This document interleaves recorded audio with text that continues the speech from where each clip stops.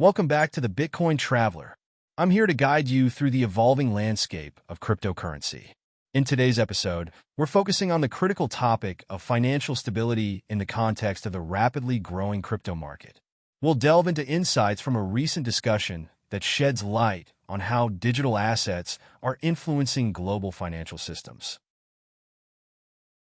Before we dive in, don't forget to like this video, subscribe to our channel, and hit the notification bell to stay updated with our latest content. Share your thoughts in the comments below. How do you perceive the impact of cryptocurrencies on financial stability? What do you see? What's the future, the near term and the longer term future that you envision for Bitcoin? Oh my gosh. This thing's going to hundreds of thousands of dollars per coin, Charles. I mean, the US government is in so much debt. The way I think about Bitcoin's price equals technology plus fiat liquidity. So it's going to go up because it's innovative tech and it's better money. But what really shoots it up at a neck-breaking pace is when our government is tens of trillions of dollars in debt and has to roll that debt over. So they got a lot of money to print and financial assets are going to soar. And Bitcoin goes up the most because it's the hardest to make more of. It's over, man. This thing's going to the moon. You know, it's so interesting, too, because it's not just the U.S. I was just reading today, globally, these countries, these advanced nations, and all this fiat currency are going to have to spend $2 trillion on the interest alone, and they won't stop spending, Jack. They just won't stop spending money, and it's coming back to haunt them, and it's coming back to maybe people realizing fiat currency is not the place to be, huh? Charles, this would be my message to America. Give me a second on this one.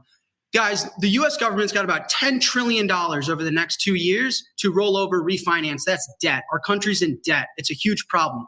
They got three options. One, they could pay it back. It's not a real option because we don't got the money. We're broke. Two, our government could come out, Charles, and say, you know what, guys, we screwed up. After World War II, we changed the way money worked. We got off the gold standard. We issued debt all over the place. We got way too cocky. And actually, all of our banks don't have your money. They're insolvent. All the airlines you fly and travel on aren't actually good businesses that should be in business. Healthcare shouldn't actually be free.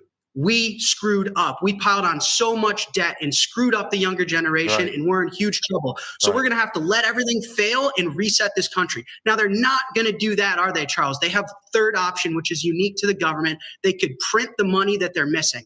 And when they print the money that they're missing, they're stealing from all the people that hold US dollars. And so what they'll do, they'll have to do is print dollars. And the only way to save yourself is own not dollars. And that's when you see things like the S&P 500 and gold and Bitcoin soar.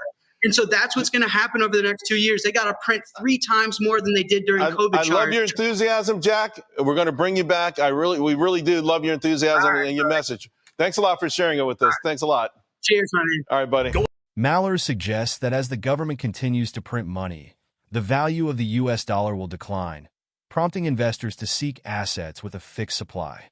Bitcoin, with its capped supply of 21 million coins, becomes an attractive option. He states, if there's going to be more pieces of green paper, you want them competing for the most fixed thing.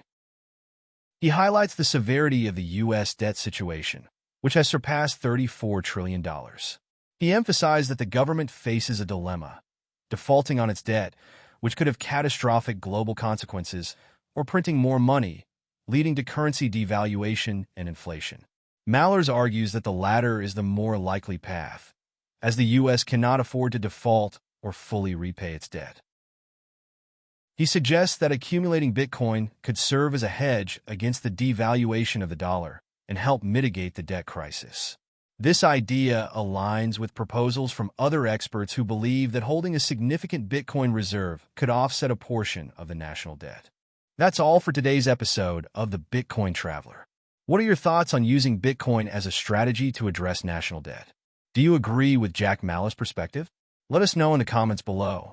Remember to like, subscribe, and hit the notification bell to stay updated with our latest content. Until next time, stay informed and navigate the crypto seas wisely.